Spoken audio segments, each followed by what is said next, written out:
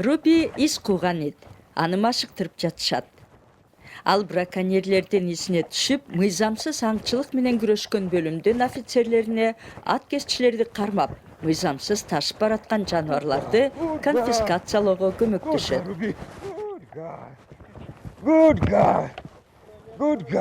Итти изге сала баштагандан бери кененирээк аймак корголуп, көбүрөөк жаныбарды сактап калууга мүмкүн болду.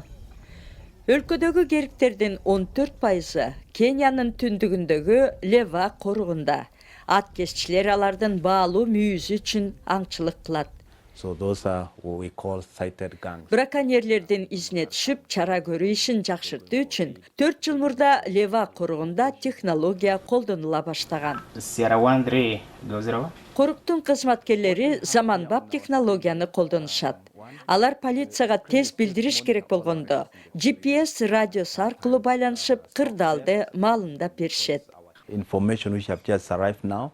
Бүгүн бизге бир керик тууду деген жаңы маалымат келди. Мага азыр кара кериктердин бирөөсү жаңы эле тууду деген текст келди. Nowadays you can able really to do. Бүгүнкү күндө бир нерсе болуп кетсе, качан болбосун бардык чара көрүүгө мүмкүн. 160 километр аралыкта санарип системасы аркылуу байланышабыз.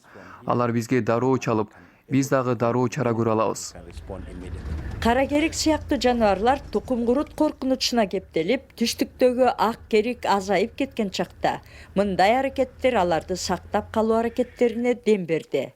Кениянын жаратылыш кызматынын соңку статистикасына ылайык, эң көп 384 браконьер учуру 2012 жылы катталган. Учурда ал нөлгө түштү. The survival of this rhino population. Лева коругунда бул кериктерди сактап калуу элдин эркине жараша болот. Ошол себептен бул жерде жаратылышты коргоо модели жергиликтүү калкты тартууга негизделген. Аларды кызыктыруу үчүн бул иш алардын жашоосу үчүн да пайдалуу болушу керек. Бул токойчулар даярдыктан өткөн. Мындай топтор ар кайсы жерде жайгаштырылган. Алар жергиликтүү тургундарды тартуу долбоорунун алкагында паркта иштеп пайда табат. Натыйжада алар браконьерлерге жардам бербей калат. Мен ушул жерде иштеп айлык алам. Жубайым чакан насия берүүчү аялдар тобунун мүчөсү. Алар Лева коругунан карыз алып, киреше бергидей иштерди жасайт. Аялым экөөбүз тапкан маянабыз жашообузга жетет.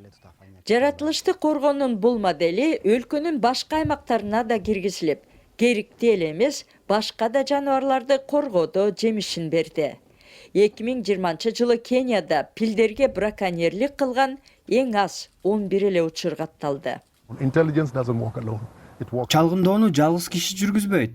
Ал маалыматты колдончу аскерлер жана кызматкерлер чогуу буту менен басып жүрүп чогултат. Ал тек гана маалымат. Аны колдонбосо пайдасы жок болуп калат.